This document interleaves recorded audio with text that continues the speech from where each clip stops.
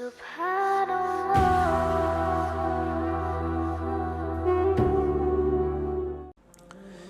سے کسی نے پوچھا کیا مطلقہ عورت کو دوبارہ شادی کرنے کے لیے ولی کی اجازت ضروری ہوگی؟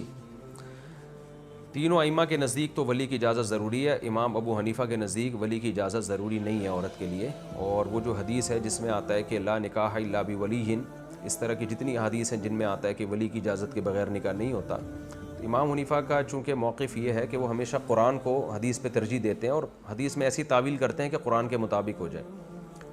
تو اس لیے حنفیہ نے جو اس حدیث کی تعویل کی ہے وہ یہ ہے کہ جب عورت بغیر یعنی غیر کفو میں نکاح کرے، اپنے جوڑ میں نکاح نہ کرے، جوڑ سے کم میں نکاح کرے گی تو پھر نکاح بغیر ولی کے نہیں ہوگا.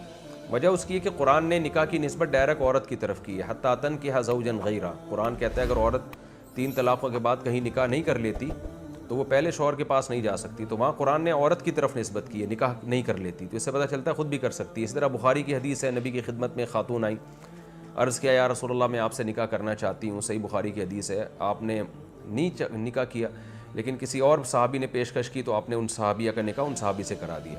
وہاں بھی آپ نے یہ ان خاتون سے نہیں پوچھا کہ تمہارے ولی یعنی تمہارے باپ اور بھائی راضی ہیں یا نہیں ہیں.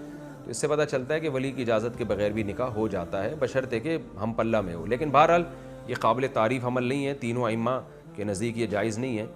تو اس لیے یہ جو ہے اس کی حوصلہ افزائی نہیں کی جائے گی. جہاں ضرورت ہو تو وہاں تو ٹھیک ہے، لیکن نارملی عورت کو یہ عمل کرنا نہیں چاہیے کہ ولی کی اجازت کے بغیر نکاح کرے وہ.